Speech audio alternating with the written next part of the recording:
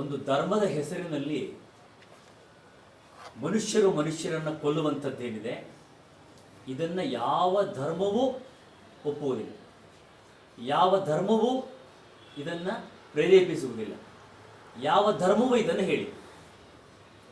ಈ ಮೂಲಭೂತವಾಗಿರ್ತಕ್ಕಂಥ ಅಂಶವೇ ಯಾರು ಇದನ್ನು ಮಾಡಿದ್ದಾರೆ, ಯಾರು ಇದನ್ನು ಪ್ರಚೋದನೆ ಮಾಡ್ತಿದ್ದಾರೆ, ಯಾವ ಸಂಘಟನೆ ಇಂತಹ ಕುಕೃತ್ಯವನ್ನು ಮಾಡ್ತಾ ಇದೆ, ಅವರಿಗೆ ಮೂಲಭೂತವೇ ಅರ್ಥವಾಗಿದೆ. ಧರ್ಮ ಅಂದರೆ ನಮ್ಮನ್ನ ಮುನ್ನಡೆಸುವುದು, ನಮ್ಮನ್ನು ಮೇಲಕ್ಕೆ ಎತ್ಕೊಂಡು ಹೋಗ್ತಕ್ಕಂಥದ್ದು. ರಿಲಿಜನ್ ಅಲ್ಲ ಧರ್ಮ ಅಂದರೆ, ರಿಲಿಜನ್ ಅಲ್ಲ. ಧರ್ಮ ಅಂದರೆ ಸಂಸ್ಕಾರ, ನಡವಳಿಕೆ, ಒಂದು ಬದ್ಧತೆ, ಒಂದು ಶಿಕ್ಷಣ. ಅವ್ರದ್ದು ಧರ್ಮ ತಾನೆ, ನಮ್ಮದು ಧರ್ಮ. ಪ್ರಪಂಚದಲ್ಲಿ ನೂರಾರು ಧರ್ಮಗಳಿವೆ. ಭಾರತದ ಸಂವಿಧಾನದಲ್ಲಿ ಎಲ್ಲ ಧರ್ಮಗಳನ್ನು ಒಪ್ಪಿ ಮುನ್ನಡೀತಾ ಇದ್ದೇವೆ ನಾವು. ಅತ್ಯಂತ ದೊಡ್ಡ ಪ್ರಜಾಪ್ರಭುತ್ವ, ಮತ ಸಹಿಷ್ಣುತೆ ನಮ್ಮ ಪ್ರಜಾಪ್ರಭುತ್ವದಲ್ಲಿರ್ತಕ್ಕಂಥ ಅತಿ ದೊಡ್ಡದಾಗಿರ್ತಕ್ಕಂಥ, ಬಹಳ ದೊಡ್ಡದಾಗಿರ್ತಕ್ಕಂಥ ಅಂಶ. ನಾವು ಪ್ರಪಂಚಕ್ಕೆ ಶಾಂತಿ ಮಂತ್ರವನ್ನು ಹೇಳುತ್ತಿರುವವರು. ಯಾವುದು ಶುದ್ಧವೋ, ಯಾವುದು ಪ್ರಾಚೀನವೋ, ಯಾವುದು ಶಾಶ್ವತವೋ, ಯಾವುದು ಸತ್ಯವೋ, ಯಾವುದು ಪ್ರಾಚೀನವೋ ಅದು ಸನಾತನ ಧರ್ಮ. ಪ್ರಪಂಚ ಒಪ್ಪಿಕೊಂಡಿದೆ, ಅದು ಹಿಂದೂ ಧರ್ಮ, ಸನಾತನ ಧರ್ಮ. ಅದನ್ನ ಒಪ್ಪಿಕೊಳ್ಳಲಾಗದೇ ಇರತಕ್ಕಂಥವರು ಧರ್ಮದ ಹೆಸರಿನಲ್ಲಿ ಇವತ್ತು ರಾಕ್ಷಸಿ ಕೃತ್ಯವನ್ನು ತೋರಿಸ್ತಾ ಇದ್ದಾರೆ. ಭಾರತವನ್ನೇ ಗುರಿಯಾಗಿಟ್ಕೊಂಡಿದ್ದಾರೆ. ಯಾಕೆ ಅಂತಂದ್ರೆ ಈ ನಾಡಿದೆಯಲ್ಲ, ಈ ನೆಲ ಇದೆಯಲ್ಲ, ಇಲ್ಲಿ ಎಲ್ಲ ಧರ್ಮಗಳು ಒಗ್ಗಟ್ಟಾಗಿ ಬದುಕ್ತಾ ಇದ್ದೇವೆ, ಮತ ಸಹಿಷ್ಣುತೆಯಿಂದ ಬದುಕ್ತಾ ಇದ್ದೇವೆ. ಇಂತಹ ನೂರಾರು ದಾಳಿಗಳು ಇತಿಹಾಸದಲ್ಲಿ ತೆಗೆದುಕೊಂಡು ನೂರಾರು ದಾಳಿಗಳು ನಡೆದೋಗಿದೆ, ಘರ್ಷಣೆಗಳಾಗಿದೆ, ಯುದ್ಧಗಳಾಗಿದೆ, ನರಮೇಧಗಳಾಗಿದೆ. ಆದರೂ ಕೂಡ ಹಿಂದೂ ಧರ್ಮ ಇವತ್ತು ಎದ್ದು ನಿಂತಿದೆ ಅಂತಂದ್ರೆ ಅದರ ಸತ್ವದಿಂದ, ಅದರ ಮಹತ್ವದಿಂದ, ಅದರ ಬೇರುಗಳು ಗಟ್ಟಿಯಾಗಿದೆ. ಯಾರು ಅಲ್ಲಾಡಿಸ್ಲಿಕ್ಕೆ ಸಾಧ್ಯವಿಲ್ಲ, ಇದು ಅವರಿಗೂ ಗೊತ್ತಿದೆ. ಆದ್ದರಿಂದಲೇ ಇಂತಹ ಸಣ್ಣತನವನ್ನು ಮಾಡಲಿಕ್ಕೆ ಪ್ರಯತ್ನ ಪಡ್ತಿದ್ದಾರೆ. ಬಂದೂಕಿನ ಕೊನೆಯಿಂದ ಇದಕ್ಕೆ ಉತ್ತರ ಕೊಡ್ಲಿಕ್ಕೆ ಸಾಧ್ಯವಿಲ್ಲ, ಅದನ್ನು ಅವರು ಅಂದ್ಕೊಂಡಿದ್ದಾರೆ. ಕಾಶ್ಮೀರಿ ಪಂಡಿತರ ಹತ್ಯೆಯನ್ನು ಮಾಡಿದ್ರು, ಏನು ಉದ್ದೇಶ? ಇವರು ಪಾಂಡಿತ್ಯವನ್ನು ಕೊನೆಗಾಣಿಸಬೇಕು, ಮುಗಿಸಬೇಕು. ದಡ್ಡತನ, ಮೂರ್ಖತನ. ಪಂಡಿತರನ್ನು ಕೊಂದ್ರೆ ಪಾಂಡಿತ್ಯ ಕೊನೆ ಆಗೋದಿಲ್ಲ. ಇದು ಕೊನೆಯಾಗದಂತಹ ಸನಾತನ ಧರ್ಮ ನಿರಂತರವಾಗಿ ಹರಿಯುತ್ತೆ. ಇವತ್ತು ನನ್ನಲ್ಲಿದೆ, ನಾಳೆ ಮತ್ತೊಬ್ಬನಿಗೆ ಹೋಗುತ್ತೆ. ಅದು ನಿರಂತರವಾಗಿ ಹರಿತಾ ಇದೆ, ಗಂಗೆಯಂತೆ ಹರಿತಾ ಇದೆ, ಪವಿತ್ರವಾಗಿ ಹರಿತಾ ಇದೆ. ಇದನ್ನು ತಡಲಿಕ್ಕೆ ಸಾಧ್ಯವೇ ಇಲ್ಲ. ಇದು ಪ್ರವಾಹದ ರೀತಿಯಲ್ಲಿ ಹೋಗ್ತಾ ಇದೆ. ಪ್ರಪಂಚ ಇವತ್ತು ಭಾರತವನ್ನ ಗುರುವನ್ನಾಗಿ ಸ್ವೀಕರಿಸ್ತಿದೆ. ಇದು ಸಹಿಸಕ್ಕಾಗ್ತಾ ಇಲ್ಲ. ಅದಕ್ಕೋಸ್ಕರವಾಗಿ ಇಂತಹ ಅಡ್ಡದಾರಿಗಳನ್ನು ಮಾಡ್ತಿದ್ದಾರೆ. ಅವರಿಗೆ ಮೂಲಭೂತವಾಗಿ ಧರ್ಮದ ಸ್ವರೂಪವೇ ಅರ್ಥವಾಗಿಲ್ಲ. ಯಾವ ಧರ್ಮದಲ್ಲೂ ಕೂಡ ರಕ್ತಪಾತಕ್ಕೆ ಮಾನ್ಯತೆ ಇಲ್ಲ, ಯಾವ ಧರ್ಮವನ್ನೇ ತೆಗೆದುಕೊಳ್ಳಿ. ಆದರೆ ಯುವ ಮನಸ್ಸುಗಳನ್ನು ಕೆಡಿಸುವಂತ ಕೆಲಸ, ಅವರನ್ನ ಕರೆದು ಅವರನ್ನ ಉಗ್ರವಾದಿಗಳನ್ನಾಗಿ ಮಾಡ್ತಿರ್ತಕ್ಕಂಥ ಸಂಘಟನೆಗಳು. ಅವರಿಗೆ ಧರ್ಮ ಬೇಕಾಗಿಲ್ಲ, ಅವರಿಗೆ ಧರ್ಮದ ವಿಚಾರಗಳು ಬೇಕಾಗಿಲ್ಲ. ರಾಷ್ಟ್ರದ ಶಾಂತಿಯನ್ನು ಕದಡಬೇಕು, ದೃಢತೆಯನ್ನು ಕೆಡಿಸಬೇಕು, ಸಂಘಟನೆಯನ್ನು ಕೆಡಿಸಬೇಕು, ವಿಘಟನೆ ಮಾಡಬೇಕು, ವಿಘಟನೆ ಮಾಡಬೇಕು. ಇದು ಅವರ ಉದ್ದೇಶ. ಇದು ನಮ್ಮವ್ರಿಗೆ ಅರ್ಥವಾಗಬೇಕು, ನಮಗೆ ಅರ್ಥವಾಗಬೇಕು. ಭಾರತೀಯರಲ್ಲ, ಭಾರತದಲ್ಲಿ ಇರ್ತಕ್ಕಂಥವ್ರಿಗೆ ಅರ್ಥವಾಗಬೇಕು. ನಾವು ಈ ರೀತಿ ಮಾತನಾಡಿದ್ರೆ ಹಿಂದುತ್ವ ಹೌದು, ಈ ದೇಶದ ಪ್ರಪಂಚದ ಸನಾತನ ಧರ್ಮ ಹಿಂದೂ ಧರ್ಮ, ಪ್ರಶ್ನೆಯೇ ಇಲ್ಲ, ಅನುಮಾನವೇ ಇಲ್ಲ. ಹೆಮ್ಮೆಯಿಂದ ಹೇಳ್ಕೊಳ್ತೇವೆ ನಾವು. ಅದು ನಮ್ಮ ಪುಣ್ಯ, ಅದರ ಭಾಗ್ಯ. ತಪ್ಪೇನಿದೆ ಹೇಳ್ಕೊಳ್ಳೋದಕ್ಕೆ? ಅವರವರ ಧರ್ಮವನ್ನು ಆಚರಣೆ ಮಾಡೋದಕ್ಕೆ ಅಧಿಕಾರ ಇದೆ, ಸ್ವಾತಂತ್ರ್ಯವಿದೆ. ಹಾಗೆಯೇ ನನ್ನ ಧರ್ಮದ ಬಗ್ಗೆ ಮಾತನಾಡೋಕ್ಕೆ ನನಗೆ ಅಧಿಕಾರ ಇದೆ, ಸ್ವಾತಂತ್ರ್ಯ ಇದೆ. ನಿಮಗೆ ನಿಮ್ಮ ಧರ್ಮ ಹೆಚ್ಚು, ನಮಗೆ ನಮ್ಮ ಧರ್ಮ ಹೆಚ್ಚು. ತಪ್ಪೇನಿದೆ? ನಾವು ಯಾವ ಧರ್ಮದ ವಿರೋಧಿಗಳು ಅಲ್ಲ, ಚೆನ್ನಾಗಿ ಅರ್ಥ ಮಾಡ್ಕೊಳ್ಬೇಕು. ಯಾವ ಧರ್ಮದ ವಿರೋಧಿಗಳು ಅಲ್ಲ. ಆದರೆ ನಮ್ಮ ಧರ್ಮದ ಬಗ್ಗೆ ಅನವಶ್ಯಕವಾಗಿರ್ತಕ್ಕಂಥ ದಾಳಿಯನ್ನು ಮಾಡಿದರೆ ಸಹಿಸಿ ಕೂರಲಿಕ್ಕೆ ಸಾಧ್ಯವಿಲ್ಲ ಅನ್ನುವುದ ಎಚ್ಚರಿಕೆಯನ್ನು ಕೊಡುವುದಕ್ಕೋಸ್ಕರವಾಗಿ ಇವತ್ತು ಈ ಸಭೆಯನ್ನು ಕರೆಯಲಾಗಿದೆ. ಮುಖ್ಯವಾಗಿ ಅರ್ಥ ಮಾಡ್ಕೊಳ್ಬೇಕಾಗಿರ್ತಕ್ಕಂಥದ್ದು, ನಮ್ಮ ಭಾರತ ಎಷ್ಟು ಧರ್ಮಗಳಿದೆ, ಎಷ್ಟು ಜಾತಿಗಳಿದೆ. ನಾವೆಲ್ಲ ಸಂಘಟಿತರಾಗಿ ಬದುಕ್ತಾ ಇಲ್ವಾ? ನಾವೆಲ್ಲ ಐಕ್ಯರಾಗಿ ಬದುಕ್ತಾ ಇಲ್ವಾ? ಸಹೋದರರಾಗಿ ಬದುಕ್ತಾ ಇಲ್ವಾ? ಸಹೋದರತ್ವದಿಂದ ಬಾಳ್ತಾ ಇಲ್ವಾ? ನಮ್ಮೊಳಗೆ ಒಡಕನ್ನು ಉಂಟು ಮಾಡುವಂತಹ ಕೆಲಸವನ್ನು ಅವ್ರು ಮಾಡ್ತಿದ್ದಾರೆ, ಅದು ಅವ್ರಿಗೆ ಅರ್ಥವಾಗ್ತಿಲ್ಲ. ಅವ್ರು ಮಾಡ್ತಿರ್ತಕ್ಕಂಥ ಈ ಹೀನಾಯ ಕೃತ್ಯ ಏನಾಗ್ತಾ ಇದೆ ಅಂತಂದ್ರೆ, ನಮ್ಮ ಮನೆಗಳು ಒಡೆದೋಗ್ತಾ ಇದೆ, ಮನಸ್ಸುಗಳು ಛಿದ್ರವಾಗ್ತಾ ಇದೆ. ಪಕ್ಕದಲ್ಲಿರ್ತಕ್ಕಂಥ ಅನ್ಯ ಧರ್ಮೀಯರನ್ನ ಅನುಮಾನದಿಂದ ನೋಡುವಂತಹ ವಾತಾವರಣ ನಿರ್ಮಾಣ ಆಗ್ತಾ ಇದೆ. ಇದು ಆ ಪಾಪಿಗಳಿಗೆ ಅರ್ಥ ಆಗ್ತಾ ಇದೆ. ನಾವೆಲ್ಲರೂ ಎಷ್ಟೋ ವರ್ಷಗಳಿಂದ ಅನ್ಯೋನ್ಯ ಬದುಕ್ತಾ ಇದ್ದೇವೆ, ಒಟ್ಟೊಟ್ಟಿಗೆ ಹಬ್ಬಗಳನ್ನ ಆಚರಣೆ ಮಾಡ್ತೇವೆ. ಅವರ ಹಬ್ಬ ನಾವು, ನಮ್ಮ ಹಬ್ಬ ಅವರು. ಎಷ್ಟು ಉದಾಹರಣೆ ಬೇಕು ಕರ್ನಾಟಕದಲ್ಲಿ. ಆದರೆ ಇವರು ಮಾಡ್ತಿರ್ತಕ್ಕಂಥ ಈ ಅನ್ಯಾಯದಿಂದ ನಾವು ಅವ್ರನ್ನ ಅನುಮಾನದಿಂದ ನೋಡಬೇಕಾಗಿದೆ. ಯಾಕೆ? ಅವರು ಆ ಧರ್ಮಕ್ಕೆ ಸಂಬಂಧಪಟ್ಟವರು, ಪಾಪ ಅಮಾಯಕರು.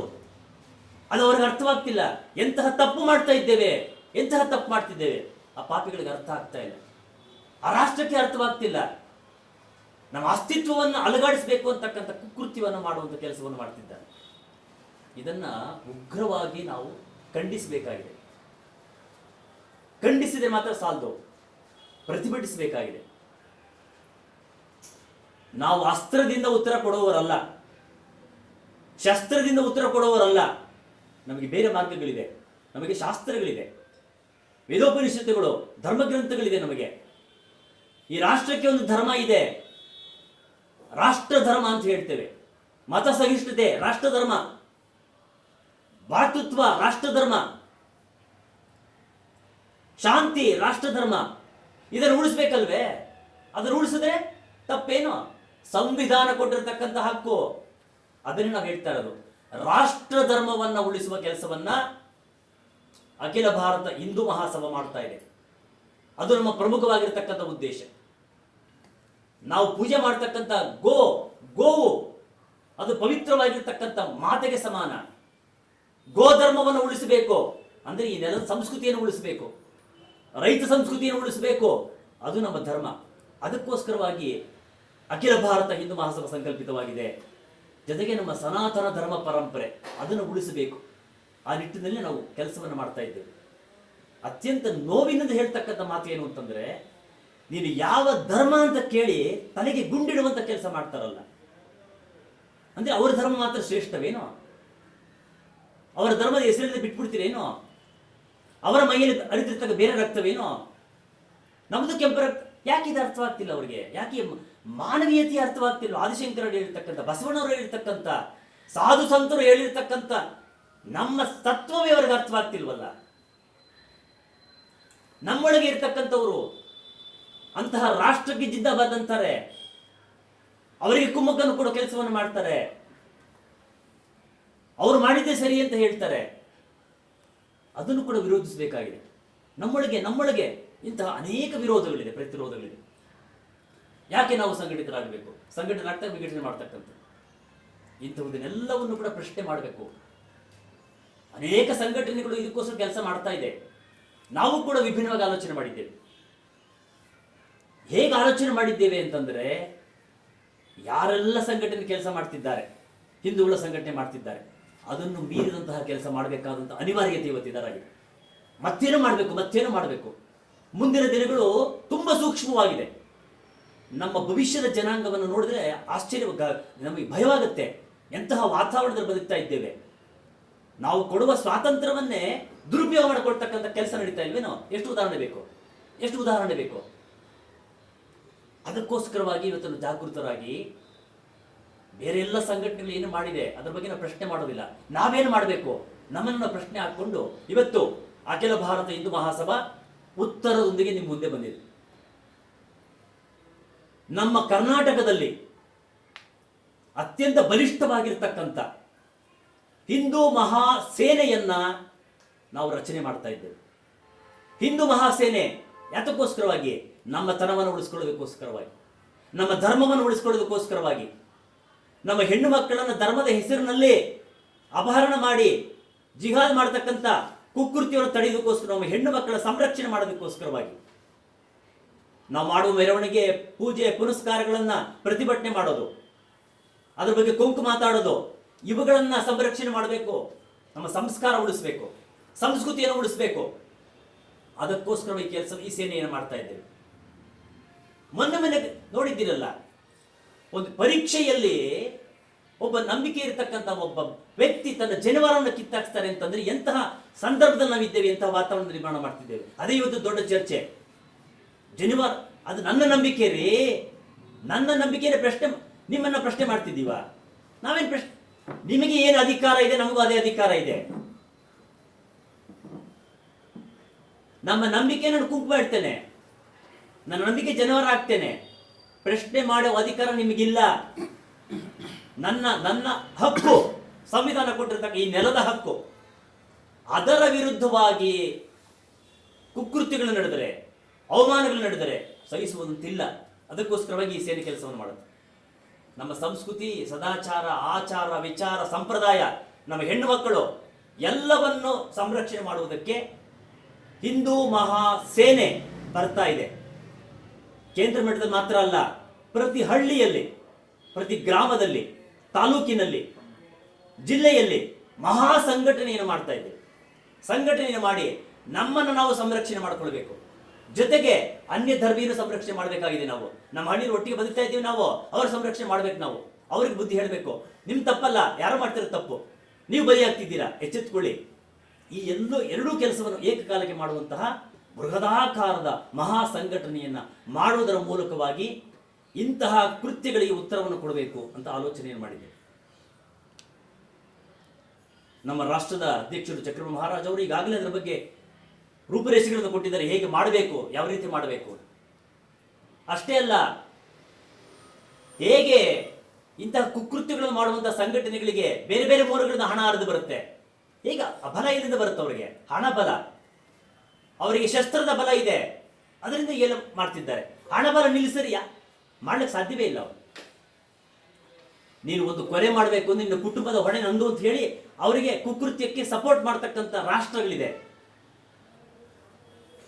ನಾವು ಈಗ ಹೇಳ್ತಾ ಇದ್ದೇವೆ, ನಮ್ಮ ಕಾರ್ಯಕರ್ತರು ನ್ಯಾಯಯುತವಾಗಿ ಯಾವುದೇ ರೀತಿಯ ಕೆಲಸವನ್ನು ಮಾಡಿ ಅವರ ವಿರುದ್ಧವಾಗಿ ಅನ್ಯಾಯವಾಗಿ ಕಾನೂನುಗಳು, ಪೊಲೀಸರ ಕೇಸ್ಗಳು ಬಂದರೆ, ಕೋರ್ಟ್ಗೆ ಹೋದರೆ ಅವರನ್ನು ಬಿಡಿಸಿ ತರುವ ಜವಾಬ್ದಾರಿಯನ್ನು ನಾವು ಹೊತ್ಕೊಳ್ತಾ ಇದ್ದೇವೆ.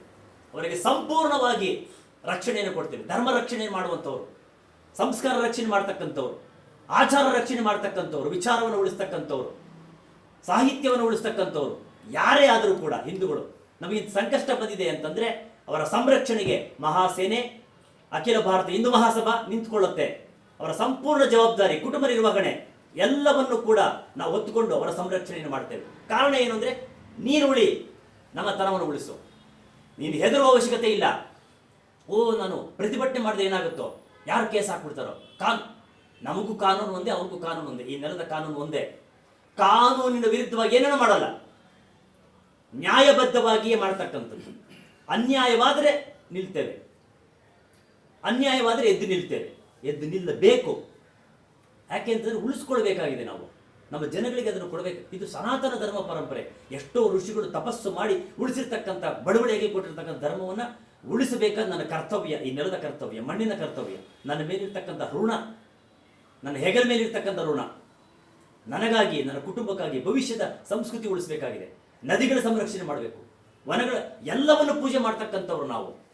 ನದಿಯನ್ನು ಪೂಜೆ ಮಾಡೋರು, ಪ್ರಕೃತಿಯನ್ನು ಪೂಜೆ ಮಾಡ್ತಕ್ಕಂಥ ಹೆಮ್ಮೆ ನಮಗಿದೆ. ಯಾವ ಧರ್ಮದ ಪೂಜೆ ಮಾಡ್ತಾರೆ, ಯಾರದ ಪೂಜೆ ಮಾಡ್ತಾರೆ? ನಾವು ಮಾಡ್ತಾ ಇದ್ದೇವೆ. ಪರಿಸರ ನಾವೇ ಮಾತಾಡೋದು, ಗೋ ಸಂರಕ್ಷಣೆ ನಾವೇ ಮಾತಾಡೋದು, ಮಹಿಳಾ ನಾವು ಮಾತಾಡ್ತಿದ್ದೇವೆ. ಹಾಗಾಗಿ ಅಖಿಲ ಭಾರತ ಹಿಂದೂ ಮಹಾಸಭಾ ಇಂತಹ ಯಾವುದೇ ಕುಕೃತ್ಯಗಳನ್ನು ಸಹಿಸೋದಿಲ್ಲ. ಅದಕ್ಕೆ ಬೇಕಾಗಿರ್ತಕ್ಕಂಥ ಬಲಿಷ್ಠವಾಗಿರ್ತಕ್ಕಂಥ ಕೋಟೆಯನ್ನ, ಬಲಿಷ್ಠವಾಗಿರ್ತಕ್ಕಂಥ ಕಾರ್ಯಪಡೆಯನ್ನ, ಕಾರ್ಯತಂತ್ರಗಳನ್ನ, ಯೋಚನೆಗಳನ್ನ ನಾವು ನಿರ್ಮಿಸ್ತಾ ಇದ್ದೇವೆ. ಹಿಂದೂಗಳೆಲ್ಲರೂ ಕೂಡ ಅಖಿಲ ಭಾರತ ಹಿಂದೂ ಮಹಾಸಭಾದೊಂದಿಗೆ ಕೈ ಜೋಡಿಸಬೇಕು. ಹಳ್ಳಿಯಲ್ಲಿ ನಮ್ಮ ಜಾತ್ರೆಗಳಿದೆ, ನಮ್ಮ ಸಂಭ್ರಮಗಳಿದೆ. ಹಳ್ಳಿಯಲ್ಲೂ ಕೂಡ ದೇವಸ್ಥಾನಗಳಿದೆ, ಮಂದಿರಗಳಿದೆ. ಸಂರಕ್ಷಣೆ ಮಾಡಬೇಕಾಗಿದೆ ನಾವಲ್ಲಿ. ಅಲ್ಲಿ ಏನೋ ವಾತಾವರಣ ನಿರ್ಮಾಣ ಆಗ್ತಾ ಇದೆ. ಯಾವುದೋ ವಿದೇಶಿ ಕೈವಾಡ ಅಲ್ಲಿ ಬಂದು ನಮ್ಮನ್ನು ಹಾಳು ಮಾಡ್ತಾ ಇದ್ದಾರೆ. ಮತ್ತೇನು ಚಟುವಟಿಕೆ ನಡೆಯುತ್ತೆ ನಮಗೆ ಗೊತ್ತಿಲ್ಲ. ಪಕ್ಕದಲ್ಲಿ ಯಾರು ಬಂದು ಸೇರಿದ್ದಾರೆ, ಯಾರು ಸೇರ್ತಾ ಇದ್ದಾರೆ, ಯಾರು ಒಳತಂತ್ರ ಮಾಡ್ತಿದ್ದಾರೆ, ನಮ್ಮೊಳಗೆ ಒಡಕನ್ನು ಮಾಡುವ ಕೆಲಸಗಳು ನಡೀತಾ ಇದೆ, ನಮ್ಮನ್ನು ಛಿದ್ರ ಮಾಡುವ ಇದರ ಬಗ್ಗೆ ಜಾಗೃತಿ ಆಗಬೇಕಾಗಿದೆ. ಜಾಗೃತಿ ಮಾಡಬೇಕು. ನಮಗೆ ಗೊತ್ತಿಲ್ಲ ಏನು ನಡೀತಿದೆ ಅಂತ. ಹಳ್ಳಿಯಲ್ಲೂ ಕೂಡ ಕಾರ್ಯಪಡೆಯನ್ನ ಮಾಡಿ ತಮ್ಮನ್ನ ತಾವು ರಕ್ಷಣೆ ಮಾಡುವ ಮೂಲಕವಾಗಿ ಈ ನೆಲದ ಧರ್ಮ, ರಾಷ್ಟ್ರ ಧರ್ಮ, ಗೋಧರ್ಮ, ಸನಾತನ ಧರ್ಮವನ್ನು ಉಳಿಸುವಂತಹ ದೊಡ್ಡ ಕೆಲಸವನ್ನು ಮಾಡಬೇಕು ಅಂತಕ್ಕಂಥ ನಿಟ್ಟಿನಲ್ಲಿ ಆಲೋಚನೆಯನ್ನು ಮಾಡಿ ರೂಪುರೇಷೆಗೆ ಸಿದ್ಧಪಡಿಸಿದ್ದೇವೆ. ಕಾರ್ಯೋನ್ಮುಖರಾಗಿದ್ದೇವೆ. ಯಾರೂ ಹೆದರಬೇಕಾದ್ದಿಲ್ಲ, ಯಾರೂ ಆಕ್ರೋಶ ಪಡಬೇಕಾದ್ದಿಲ್ಲ. ಆವೇಶದಿಂದ ಇದಕ್ಕೆ ಉತ್ತರ ಇಲ್ಲ, ಆವೇಶದಲ್ಲಿ ಉತ್ತರ ಇಲ್ಲ, ಆಲೋಚನೆಗೆ ಉತ್ತರ ಇದೆ. ಏನು ಮಾಡಬೇಕು? ಯಾರೋ ಒಬ್ರು ಜ್ಞಾನಿಗಳು ಹೇಳಿದ್ರು, ಅದು ಇವತ್ತೆಲ್ಲ ವಾಟ್ಸಾಪ್ನಲ್ಲಿ ಹರಿದಾಡ್ತಾ ಇದೆ. ನೀವು ಅವರಿಗೆ ಸಿಗತಕ್ಕಂಥ ಆರ್ಥಿಕ ಬಹಿಷ್ಕಾರ ಮಾಡಿ ನೀವು ನೋಡಿ. ಎಲ್ಲ ನಮ್ಮ ಅಲ್ಲಿ ಹೋಗ್ತಕ್ಕಂಥ ಪ್ರವಾಸ ನಿಲ್ಲಿಸಿ, ಕಾಶ್ಮೀರಕ್ಕೆ ಅವರ ಆರ್ಥಿಕ ಚಟುವಟಿಕೆಯನ್ನು ಬಹಿಷ್ಕರಿಸಿ ತತ್ತರಿಸಿ ಹೋಗ್ತಾರೆ ಅಂತಕ್ಕಂಥ ಮಾತನ್ನು ಹೇಳಿ. ಇಂತಹ ಆಲೋಚನೆ ನಮಗೆ ಬೇಕಾಗಿದೆ. ನಮ್ಮಲ್ಲಿ ಎಷ್ಟು ದೇಶಗಳಿದೆ, ಎಷ್ಟು ತೀರ್ಥಕ್ಷೇತ್ರಗಳಿದೆ. ಅಮರನಾಥ್ ಯಾತ್ರೆಗೆ ಹೋಗಬೇಕು, ಅವರನ್ನು ಗುರಿಪಡಿಸ್ತಾರೆ. ನಮ್ಮ ಭಕ್ತಿಯನ್ನ ಪ್ರಶ್ನೆ ಮಾಡ್ತಿದ್ದಾರೆ, ನಮ್ಮ ಶ್ರದ್ಧೆಯನ್ನು ಪ್ರಶ್ನೆ ಮಾಡ್ತಾರೆ. ನಾಚಿಗೇಡು. ಅವರ ಧರ್ಮ ಪ್ರಶ್ನೆ ಮಾಡ್ತೀವಿ ನಾವು, ಅವರ ನಂಬಿಕೆಯನ್ನು ಪ್ರಶ್ನೆ ಮಾಡ್ತೀವೇನೋ, ಅವರ ಶ್ರದ್ಧೆಯನ್ನು ಪ್ರಶ್ನೆ ಮಾಡ್ತೀವ? ನಾವು ಪ್ರಶ್ನೆ ಮಾಡ್ತಿಲ್ಲ. ಮತ್ತೆ ನಮ್ಮನ್ನ ಯಾಕೆ ನೀವು ಪ್ರಶ್ನೆ ಮಾಡ್ತೀರಾ? ಇದು ಅನ್ಯಾಯ ಅಲ್ವೇ? ವಿಶ್ವ ತಲೆ ತಗ್ಗಿಸುವಂತ ಕೆಲಸ. ವಿಶ್ವದ ರಾಷ್ಟ್ರಗಳು ಇದ್ರ ಬಗ್ಗೆ ಯೋಚನೆ ಮಾಡಬೇಕು. ಯಾವ ರಾಷ್ಟ್ರ ಇದಕ್ಕೆ ಕುಮ್ಮಕ್ಕು ಕೊಡ್ತಿದೆ? ಚಿಮಾರಿ ಹಾಕ್ಬೇಕು. ಅವ್ರನ್ನ ಬೆತ್ತನೆ ಮಾಡ್ತಕ್ಕಂಥ ಪ್ರಯತ್ನವನ್ನ ಸರ್ಕಾರ ಮಾಡ್ತಿದೆ ಇವತ್ತು. ಹೌದು, ಬೆತ್ತನೆ ಆಗ್ಬೇಕು. ಅವರು ತಮ್ಮ ತಪ್ಪನ್ನು ಒಪ್ಕೊಳ್ಬೇಕು. ಜಗತ್ತಿಗೆ ಬೇಕಾಗಿರತಕ್ಕಂಥ ಮನುಷ್ಯತ್ವರಿ, ಮನುಷ್ಯ ಧರ್ಮ ಇವತ್ತು ಬೇಕಾಗಿದೆ. ಯುದ್ಧಗಳು ನಡೀತಿದೆ ಇವತ್ತು. ಯುದ್ಧಗಳ ಉತ್ತರ ಅಲ್ಲ, ಮನುಷ್ಯತ್ವ ಉತ್ತರ. ಆ ಮನುಷ್ಯತ್ವ ಎಲ್ಲಿದೆ? ಭಾರತದಲ್ಲಿದೆ, ನಮ್ಮ ನೆಲದಲ್ಲಿದೆ, ಈ ನೆಲದ ಗುಣದಲ್ಲಿದೆ, ನಮ್ಮಲ್ಲಿ ರಕ್ತಗತವಾಗಿ ಹರಿತಾ ಇದೆ. ಅದನ್ನೇ ನಾವು ಎಲ್ಲರಿಗೂ ಹಂಚ್ತಾ ಇರತಕ್ಕಂಥದ್ದು. ಅದನ್ನ ಇವರು ಕತ್ತರಿಸಬೇಕು, ಪ್ರಶ್ನೆ ಮಾಡಬೇಕು ಅಂತ ಬಂದರೆ ಅದಕ್ಕೆ ಉತ್ತರ ಕೊಡುವುದಕ್ಕೆ ನಮ್ಮಲ್ಲೂ ಶಕ್ತಿ ಇದೆ. ನಾವು ಸನ್ನದ್ಧರಾಗಿದ್ದೇವೆ. ನಾವು ಮತ್ತಷ್ಟು ಗಟ್ಟಿಯಾಗ್ತೇವೆ. ಇಂತಹ ಕೃತ್ಯಗಳು ಮಾಡಿದಾಗ ಮತ್ತು ಗಟ್ಟಿಯಾಗ್ತೇವೆ ಅನ್ನುವುದನ್ನು ನಾವಿವತ್ತು ಜಗತ್ತಿಗೆ ಈ ಮೂಲಕ ಹೇಳ್ತಾ ಇದ್ದೇವೆ. ದಯಮಾಡಿ ನಮ್ಮ ಸೋದರರಲ್ಲಿ ಅರ್ಥ ಮಾಡಿಕೊಳ್ಬೇಕು. ಯಾರೂ ಕೂಡ ಇದರ ಬಗ್ಗೆ ಆವೇಶಭರಿತರಾಗಿ, ಆಕ್ರೋಶಭರಿತರಾಗಿ ಯೋಚನೆ ಮಾಡೋ ಅವಶ್ಯಕತೆ ಇಲ್ಲ. ಯೋಚನೆ ಮಾಡಿ, ನಾವು ಏನು ಹೇಳಿದ್ದಾರೆ, ನಾವು ಹಿರಿಯರು ಏನು ಹೇಳಿದ್ದಾರೆ, ನಮ್ಮ ಪರಂಪರೆ ಏನು ಹೇಳಿದೆ, ಪದ್ಧತಿ, ಅದನ್ನು ನಾವು ಉಳಿಸಿಕೊಂಡು ನಾವು ಮುನ್ನಡೆದರೆ ನಮಗೆ ನಿಜವಾಗಿಯೂ ಕೂಡ ಗೆಲುವಾಗುತ್ತೆ. ಧರ್ಮೋ ರಕ್ಷತಿ ರಕ್ಷಿತಃ, ಇದು ಯಾವತ್ತೋ ಹೇಳ್ಬಿಟ್ಟಿರ್ತಕ್ಕಂಥ ವೇದೋಪನಿಷತ್ತುಗಳು ದಾಖಲಿಸಿರ್ತಕ್ಕಂಥ ಉಪಕಾರ ಮಹಾವಾಕ್ಯ. ನೀನು ಧರ್ಮವನ್ನು ರಕ್ಷಣೆ ಮಾಡು ಅಷ್ಟೇ. ಏನು ಧರ್ಮ? ನಿನ್ನ ಧರ್ಮ, ಮನುಷ್ಯ ಧರ್ಮ. ಕಾಪಾಡು, ಉಳಿಸಿಕೋ, ನಿನ್ನನ್ನು ಕಾಪಾಡುತ್ತೆ. ಹೌದು, ಅದೇ ಇವತ್ತು ಜಗತ್ತಿಗೆ ಉತ್ತರ ನಾವು ಕೊಡ್ತಿರ್ತಕ್ಕಂಥ. ನಾವೀಗ ಧರ್ಮ ಸಂರಕ್ಷಣೆಯನ್ನು ಮಾಡ್ತಿದ್ದೇವೆ, ಮಹಾಯಜ್ಞವನ್ನು ಮಾಡ್ತಿದ್ದೇವೆ. ನಮ್ಮ ಧರ್ಮ ನಮಗೆ ಹೆಚ್ಚು. ನಮ್ಮ ಧರ್ಮ ನನಗೆಲ್ಲವನ್ನು ಕೊಟ್ಟಿದೆ. ಅದನ್ನು ಹೆಮ್ಮೆಯಿಂದ ಹೇಳ್ಕೊಳ್ತೇನೆ, ಯಾವ ಅನುಮಾನವೂ ಇಲ್ಲ. ಆದ್ದರಿಂದ ಧರ್ಮವನ್ನು ಉಳಿಸುವ ಸಂಕಲ್ಪವನ್ನು ಮಾಡ್ತಾ ಇದ್ದೇವೆ. ಸೇನೆಯನ್ನು ನಿರ್ಮಾಣ ಮಾಡ್ತಿದ್ದೇವೆ. ಅಂತಹ ಕೆಲಸ ಮಾಡುವಂಥ ಎಲ್ಲ ಕಾರ್ಯಕರ್ತರಿಗೂ, ಹಿಂದುತ್ವವಾದಿಗಳಿಗೆ ಬೆನ್ನೆಲುಬಾಗಿ ನಿಂತು ಅವರನ್ನು ಸಂರಕ್ಷಣೆ ಮಾಡುವಂತಹ ಕೆಲಸವನ್ನು ನಾವು ಮಾಡ್ತೇವೆ ಅಂತ ಹೇಳ್ತಾ, ದಯಮಾಡಿ ನೀವೆಲ್ಲರೂ ಕೂಡ ಇಂತಹ ವಿಚಾರಗಳನ್ನು ಧರ್ಮದಲ್ಲಿ ರಾಜಕೀಯ ಬೆರೆಸಬಾರದು. ಅದರಿಂದಲೇ ಇಷ್ಟೆಲ್ಲ ಅನಾಹುತ ಆಗಿರ್ತಕ್ಕಂಥದ್ದು. ನಮ್ಮ ಧರ್ಮದಲ್ಲಿ ರಾಜಕೀಯ ಬೆರೆಸಿರೋದ್ರಿಂದಲೇ ಇವತ್ತಿನ ಈ ಪರಿಸ್ಥಿತಿ ನಿರ್ಮಾಣ ಆಗಿರ್ತಕ್ಕಂಥದ್ದು. ಆದ್ದರಿಂದ ಧರ್ಮವನ್ನು ರಾಜಕೀಯದ ಬೇರೆ ಇಟ್ಟು ಧರ್ಮವನ್ನಷ್ಟೇ ನೋಡುವಂತಹ, ಈ ನೆಲದ ಧರ್ಮವನ್ನು ಉಳಿಸುವಂಥ ಕೆಲಸವನ್ನು ನಾವು ಮಾತ್ರ ಮಾಡೋದಲ್ಲ, ನೀವೆಲ್ಲರೂ ಮಾಡಬೇಕು. ಎಲ್ಲರೂ ಮಾಡಬೇಕು. ಜಗತ್ತಿಗೆ ಗುರುವಾಗಿ ಭಾರತ ಬೀಗಬೇಕು ಅನ್ನೋ ಆಶಯದಲ್ಲಿ ನಾವು ಸಂಕಲ್ಪಿತರಾಗಿದ್ದೇವೆ ಅನ್ನೋದೊಂದಿಗೆ ನಾನು ಮಾತನ್ನು ಮುಗಿಸ್ತೇನೆ.